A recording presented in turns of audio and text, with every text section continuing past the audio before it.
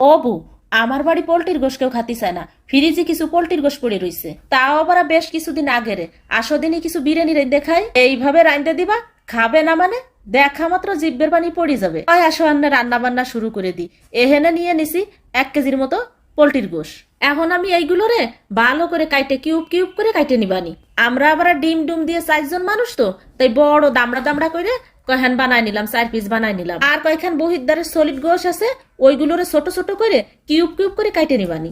এই cube cube গোস্ত যদি দাঁতের তলে পড়ে রে বু, তাজে কি স্বাদ লাগে, মনে হয় কি একবার পাকস্থলী পর্যন্ত ঘ্রাণ চলে যাচ্ছে গোশের।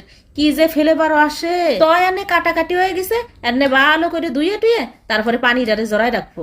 পানি ডারে যদি ভালো করে না জড়াই, তাহলে এমনি হলো পোল্ট্রির গোস্ত, ওলো এমনি নরম।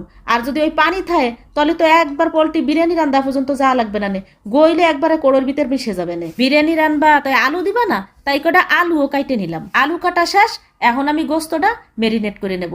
তাহলে কি করব, 1 প্যাকেট গুঁড়ো মশলা ডাইলে দিলাম, দিয়ে দিলাম একটু আদা, দিয়ে দিলাম একটু জিরে, দিয়ে দিলাম একটু রসুন, মানে যা যা মশলা একটু লাগে না দিলেও হয়, কিন্তু আমি দিয়ে দিলাম কারণ ফ্লেভার রাখতে হবে না, মজা লাগতে হবে না। এমনিই তো পোল্ট্রির গোস্ত, তাও আবার ফ্রিজে পড়ে রয়েছে 1 মাস।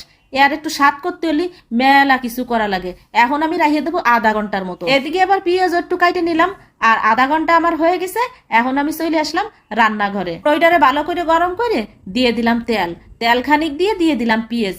পেঁয়াজগুলোরে ভাইজে বাদামি বাদামি হয়ে গেছে, এখন আমি পেঁয়াজগুলো উঠে রাখতেছি। ওই গরম তেলের ভিতরে আমি গোস্ত গাছুন দিয়ে দিলাম। এখন আমি ভালো করে নাড়াচাড়া করতে থাকবো।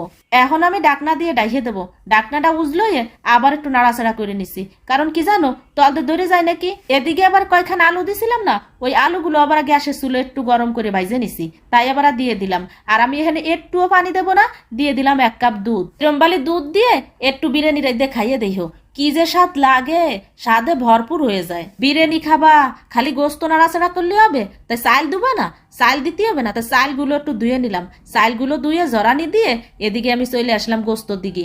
দেখলাম গোস্তের কি অবস্থা, দেখি পানিটা একটু টানি টানি আইছে।